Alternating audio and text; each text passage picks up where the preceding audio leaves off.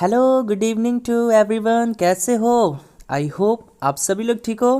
Guys, आज की class बहुत ही ज़्यादा इंपॉर्टेंट होने वाली है, खास होने वाली है, क्योंकि आज की क्लास में हम लोग साइंस और जीके के वीवीआई क्वेश्चंस को करने वाले हैं। ठीक है, तो चलिए आज की क्लास को स्टार्ट करते हैं। तो क्लास को स्टार्ट करने से पहले यदि आप लोग इस चैनल पे नए हो, पहली बार हो, तो इस चैनल को सब्सक्राइब कर लेना और बेल आइकन को हिट कर लेना। और दोस्तों, पीडीएफ के लिए यदि आप क्लास का पीडीएफ चाहते हो तो आप लोग हमारा टेलीग्राम ग्रुप को ज्वाइन कर लेना। टेलीग्राम चैनल का नाम क्या है? Study with Ritesh. ठीक है, तो चलिए आज की क्लास को हम लोग स्टार्ट करते हैं। चलिए देखिएगा, पहला क्वेश्चन है, निम्न में कौन ऊष्मा तथा विद्युत का सर्वश्रेष्ठ चालक है? यानी which of the following is the best conductor of heat and electricity. Heat और इलेक्ट्रिसिटी का जो बेस्ट कंडक्टर है इन चारों में से कौन सा है? पहला ऑप्शन है Fe जिसको आयरन कहते हैं, दूसरा Al जिसको एल्युमिनियम कहते हैं, तीसरा Ag जिसको सिल्वर कहते हैं, चौथा Cu जिसको कॉपर कहते हैं। बताना है, जल्दी से बताइएगा। ऊष्मा और विद्युत दोनों का सर्वश्रेष्ठ चालक कौन सा है, यानी सबसे अच्छा चालक कौन सा है इनमें से? तो वेरी गुड, यदि आप लोगों ने ऑप्शन सी आंसर दिया देन आप लोग सही हैं। ठीक है, तो देखिए ऊष्मा और विद्युत का सर्वश्रेष्ठ चालक कौन सा होता है? सबसे अच्छा चालक होता है सिल्वर। ठीक है, सिल्वर होता है। उसके बाद कौन सा होता है? तो उसके बाद कॉपर होता है ना। और फिर उसके बाद कौन सा हो जाएगा आपका Au, जिसको सोना कहते हैं। तो ये रिलेशन याद रखना कि भैया सबसे ज़्यादा जो ऊष्मा और विद्युत का सबसे अच्छा चालक किसको माना जाता है?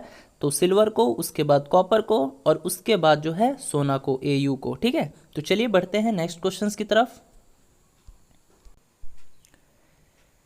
चलिए देखिएगा, नेक्स्ट क्वेश्चन है, निम्न में से कौन O2 के साथ न्यूनतम अभिक्रियाशील है ना।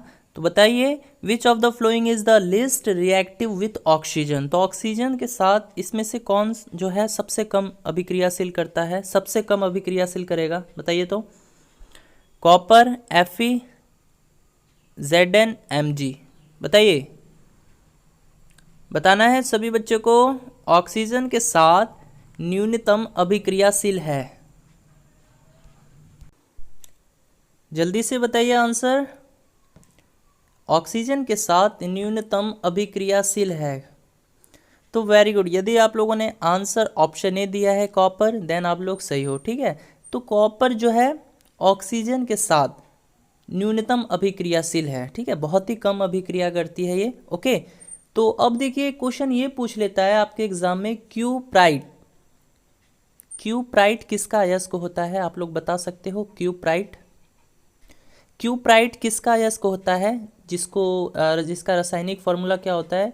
Cu2O। बताइए तो, क्यूप्राइट जो है ये किसका अयस्क है? क्यूप्राइट इज एन और ऑफ, बताइए किसका अयस्क होता है? वेरी गुड, तांबा का अयस्क होता है। तो याद रखना है ये क्वेश्चन। ठीक है, तो तांबा का अयस्क कौन सा हो जाएगा? क्यूप्राइट हो जाएगा। या फिर एक और होता है कौन सा? मैकेलाइट। ठीक है, तो वो भी याद कर सकते हो आप लोग। ठीक है, चलिए बढ़ते हैं नेक्स्ट क्वेश्चंस की तरफ। चलिए देखिएगा, नेक्स्ट क्वेश्चन है, निम्न में से कौन तनु HCl के साथ अभिक्रिया नहीं करता? यानी which of the flowing does not react with dilute HCl, है ना। तो जल्दी से बताइए, ऑप्शन में दिया हुआ है Zn, Cu, Fe, Mg, यानी जिंक, कॉपर, आयरन, मैग्नीशियम। बताइए तो, जल्दी से बताना है।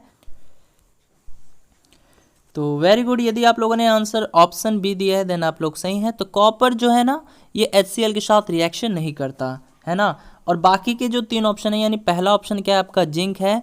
तो जिंक जो है ये HCl के साथ रिएक्शन करता है और ये क्या बनाता है? ये जिंक क्लोराइड बनाता है। ठीक है, जिंक क्लोराइड बनाता है।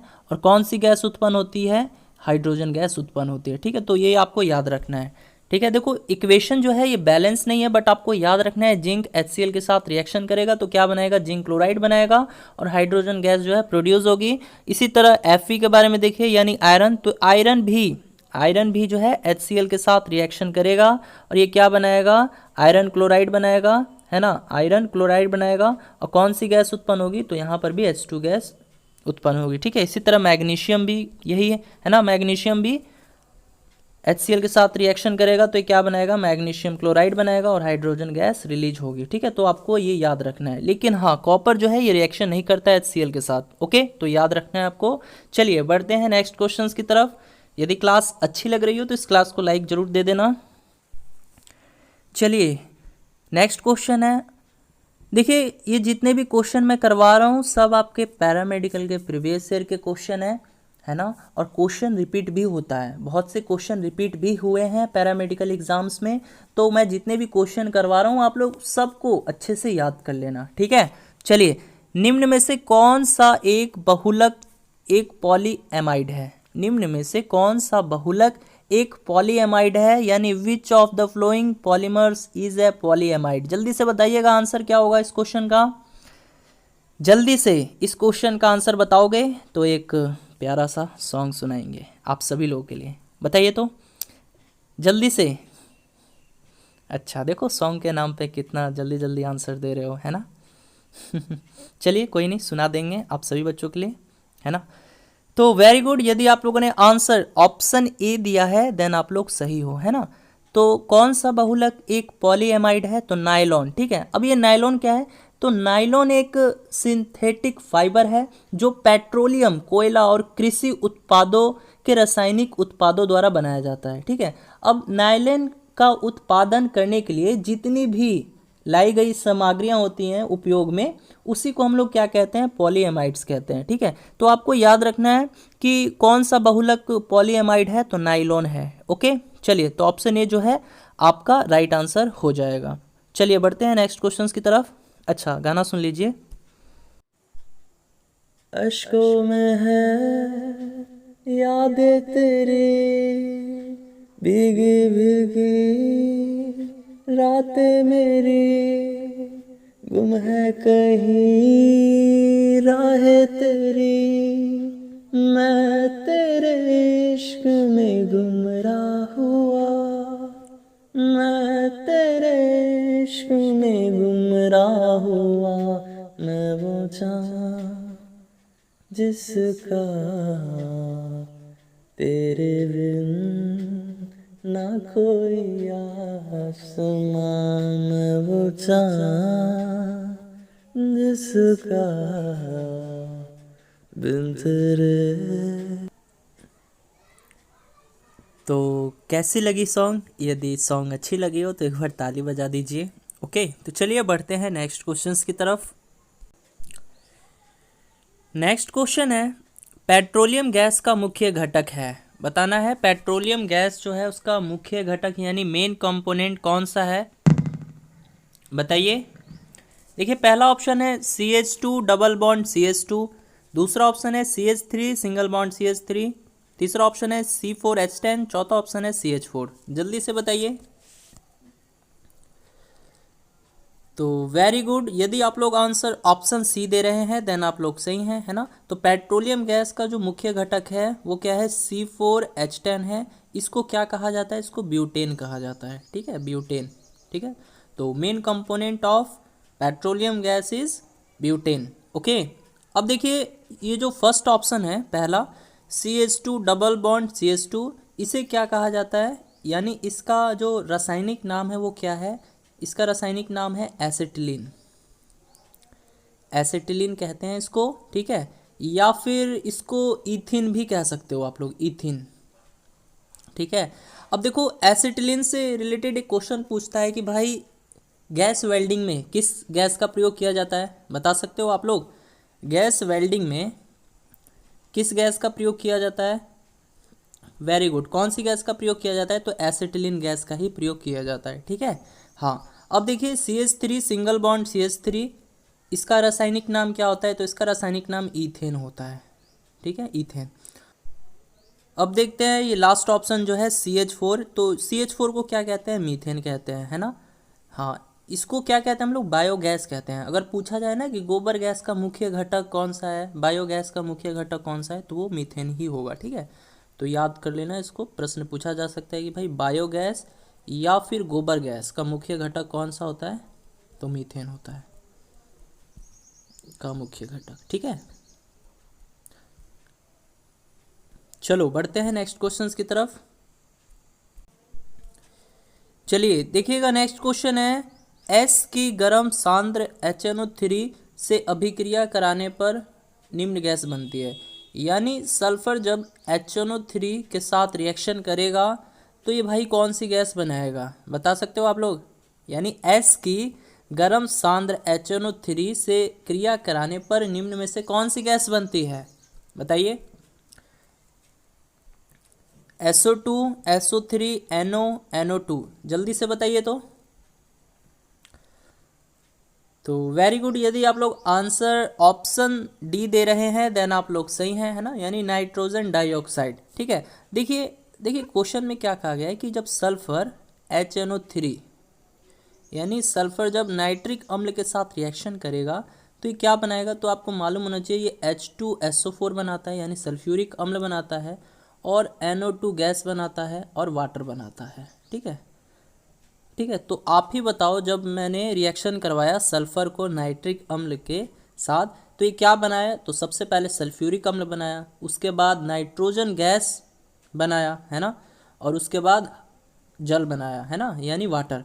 तो ऑप्शन क्या हो जाएगा, ऑप्शन डी होगा। ठीक है, ठीक है, नाइट्रोजन डाइऑक्साइड गैस बनाती है। चलिए बढ़ते हैं नेक्स्ट क्वेश्चंस की तरफ। चलिए देखिएगा, नेक्स्ट क्वेश्चन है, निम्न में से कौन सा यौगिक क्लोरोफॉर्म कहलाता है। इसमें से कौन सा यौगिक क्लोरोफॉर्म कहलाएगा, यानी क्लोरोफॉर्म का जो रासायनिक सूत्र होता है वो क्या होता है, यही आपसे पूछा गया है। तो बताइएगा, CH2Cl2 होगा, या CHCl3 होगा, या फिर CCl4 होगा, या फिर CH3Cl होगा, जल्दी से बताइए। तो वेरी गुड, यदि आप लोग आंसर ऑप्शन बी दे रहे हैं देन आप लोग सही हैं। तो क्लोरोफॉर्म का जो केमिकल फॉर्मूला होता है वो क्या होता है, CHCl3 होता है। ठीक है, याद रहेगा। चलिए बढ़ते हैं नेक्स्ट क्वेश्चन की तरफ। चलिए नेक्स्ट क्वेश्चन है, शाहनामा किसने लिखा था। तो देखिए, शाहनामा एक पुस्तक थी, इसको किसने लिखा था, ऑप्शन दिया हुआ है अल बरूनी, फिरदौसी, इब्न बतूता, अमीर खुसरो। जल्दी से आंसर कीजिएगा। यहाँ से अब हम लोग जीके के क्वेश्चन देखेंगे। ठीक है, यानी अभी तक हम लोगों ने 1 से लेकर 7 तक साइंस के क्वेश्चंस किए, अब हम लोग 8 से लेके 15 तक, है ना, 15 तक अब हम लोग जीके के क्वेश्चन देखेंगे। तो चलिए बताइएगा, शाहनामा पुस्तक जो है किसके द्वारा लिखा गया है, अल बरूनी, फिरदौसी, इब्न बतूता, अमीर खुसरो। वेरी गुड, यदि आप लोग आंसर ऑप्शन बी दे रहे हैं देन आप लोग सही हैं। तो शाहनामा पुस्तक के रचयिता कौन है, फिरदौसी हैं। अब देखिए, बात आया है अल बरूनी, तो इससे रिलेटेड एक क्वेश्चन पूछ लेता है कि अल बरूनी किसके शासनकाल में भारत आया था, बता सकते हो, अल बरूनी किसके शासनकाल में भारत आया था, इंपॉर्टेंट क्वेश्चन है, बताइए। तो अल बरूनी किसके शासनकाल में भारत आया था। वेरी गुड, किसके शासनकाल में भारत आया था, तो मोहम्मद गजनवी, है ना, मोहम्मद गजनवी के शासनकाल में अल बरूनी भारत आया था। ठीक है, तो याद रखना है। अब देखिए एक क्वेश्चन और है, इब्न बतूता, इब्न बतूता ये किसके शासनकाल में भारत आया था, बताओ, ये किसके शासनकाल में भारत आया था, तो ये आया था मोहम्मद बिन तुगलक, याद रखना, मोहम्मद बिन तुगलक। ठीक है, हाँ, अब बात आता है अमीर खुसरो, तो इनको क्या कहा जाता है, इनको भारत का तोता कहा जाता है। ठीक है, प्रश्न पूछेगा कि भारत का तोता किसको कहा जाता है, तो किसको कहा जाता है, अमीर खुसरो को कहा जाता है। अच्छा बताइए, तो भारत का शेक्सपियर किसे कहा जाता है, जल्दी से, भारत का शेक्सपियर, भारत का शेक्सपियर किसको कहा जाता है, जल्दी से। वेरी गुड, किसको कहा जाता है, हाँ, किसको, कालिदास जी को कहा जाता है। ठीक है, याद रखना। तो भारत का शेक्सपियर, भारत का लौह पुरुष किसको कहा जाता है, जल्दी बताइए। तो भारत का लौह पुरुष किसको कहा जाता है, भारत का लौह पुरुष किसको कहा जाता है जी, तो सरदार वल्लभ भाई पटेल को, है ना, आयरन मैन, सरदार वल्लभ भाई पटेल। ठीक है, लिख लेना। ठीक है, हाँ, सरदार वल्लभ भाई पटेल क्या थे, हमारे देश के प्रथम, बताओ, प्रधानमंत्री थे, उप प्रधानमंत्री थे, या फिर उपराष्ट्रपति थे, या राष्ट्रपति थे, जल्दी से आंसर कीजिए। तो सरदार वल्लभ भाई पटेल ये भारत के क्या थे, आपको इस क्वेश्चन का आंसर क्लास ओवर हो जाने के बाद कमेंट बॉक्स में देना है। सरदार वल्लभ भाई पटेल ये भारत के प्रथम क्या थे? ऑप्शन मैं दे चुका हूं, राष्ट्रपति, उपराष्ट्रपति, प्रधानमंत्री, उप प्रधानमंत्री। ठीक है, तो चलिए बढ़ते हैं नेक्स्ट क्वेश्चंस की तरफ। आप चलिए देखिएगा, नेक्स्ट क्वेश्चन है, कांग्रेस ने कब पूर्ण स्वराज की घोषणा की? बताइएगा, 1920, 1916, 1929, 1947।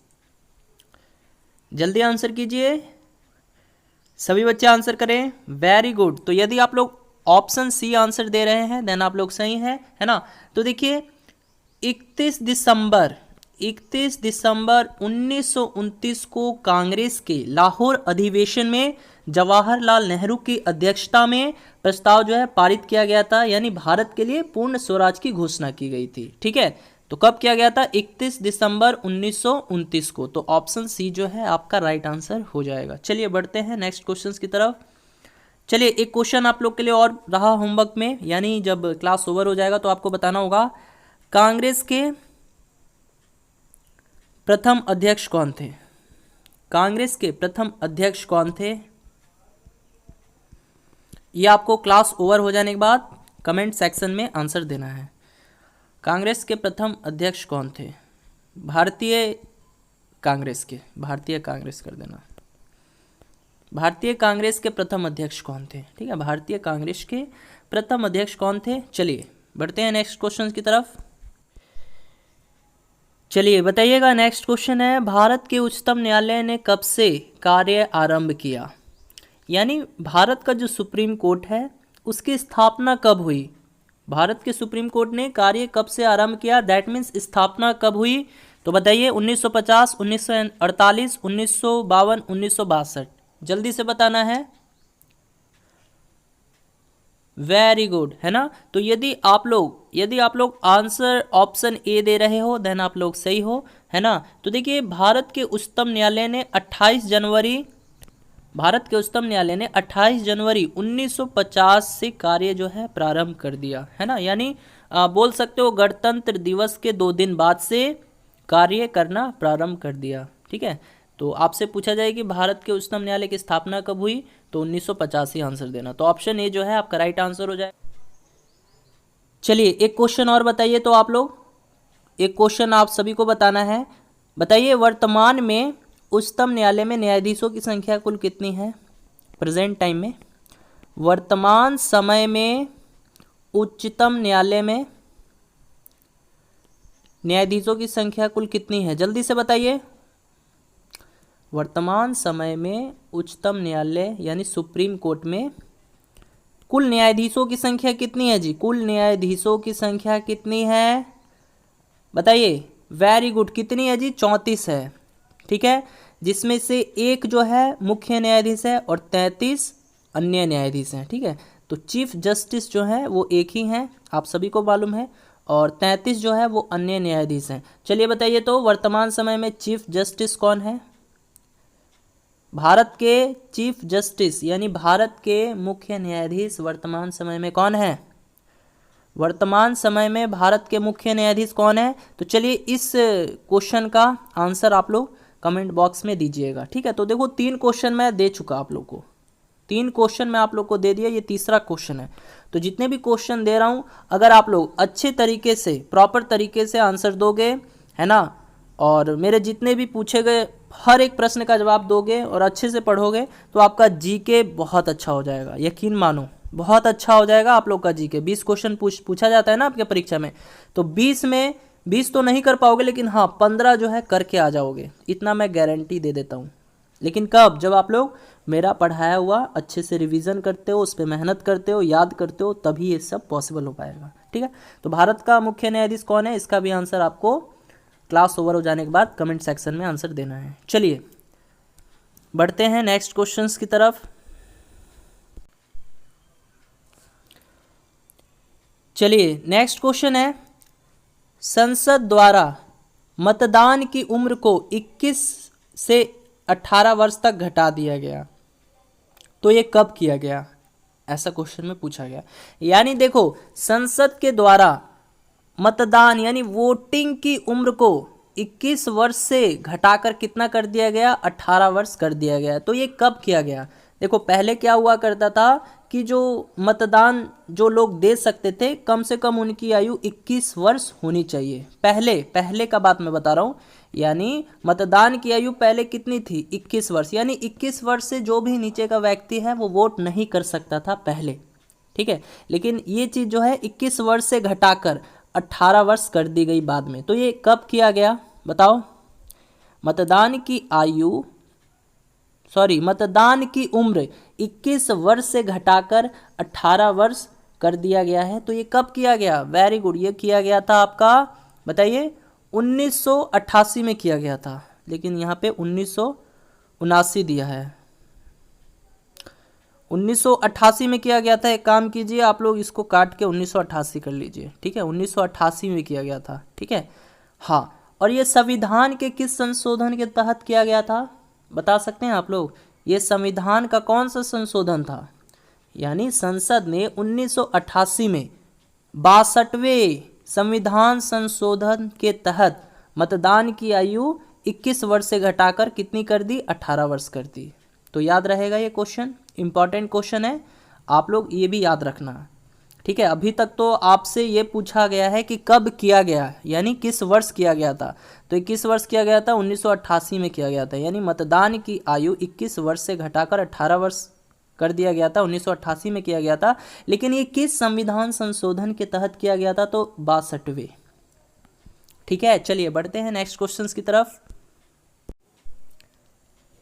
चलिए देखिएगा, नेक्स्ट क्वेश्चन है, यक्षगान यहाँ की शास्त्रीय नृत्य शैली है। तो आपको बताना है यक्षगान जो है कहाँ की नृत्य शैली है, किस स्टेट की नृत्य शैली है? आंध्र प्रदेश, तमिलनाडु, कर्नाटक, केरल।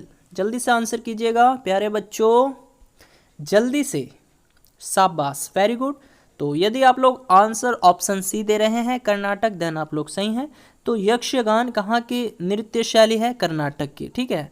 हाँ, यानी कर्नाटक राज्य की जो नृत्य शैली है, डांस है, वो कौन सी है? यक्षगान। इसी तरह मैं आपसे पूछूं, आंध्र प्रदेश की नृत्य शैली क्या है? नृत्य शैली क्या है वहाँ की? कच्ची पूड़ी है, याद रखना, कच्ची पूड़ी, ठीक है। इसी तरह तमिलनाडु की नृत्य शैली क्या है, बताओ? तमिलनाडु स्टेट की नृत्य शैली क्या है? भारतनाट्यम, ठीक है, याद रखना, भारतनाट्यम, ठीक है। और केरल की क्या है? कथकली, ठीक है। केरल की जो नृत्य शैली है वो क्या है? कथकली है। चलिए अब आपके लिए क्वेश्चन और होमवर्क में रहा। हाँ, 3 क्वेश्चन मैं दे चुका हूँ होमवर्क में, ठीक है। चौथा क्वेश्चन है कि कथक जो है ये कहाँ की नृत्य शैली है, आपको बताना है। कथक किस राज्य की नृत्य शैली है? किस राज्य की नृत्य शैली है? चलिए हो गया। चलिए नेक्स्ट क्वेश्चन है, किसने अवध राज्य की स्थापना की थी? अवध राज्य की स्थापना किसने की थी? ऑप्शन है सादत खान, सिराजुद्दौला, इब्राहिम लोदी, अहमद शाह अब्दाली। जल्दी से आंसर कीजिएगा।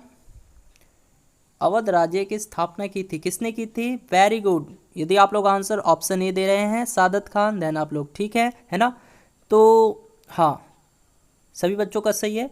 तो अवध राज्य की स्थापना 1722 में सादत खान ने की थी और उसने फैजाबाद को इसकी राजधानी बनाई, है ना। यानी अवध राज्य की राजधानी क्या है? फैजाबाद है, ये भी याद रखना है, फैजाबाद।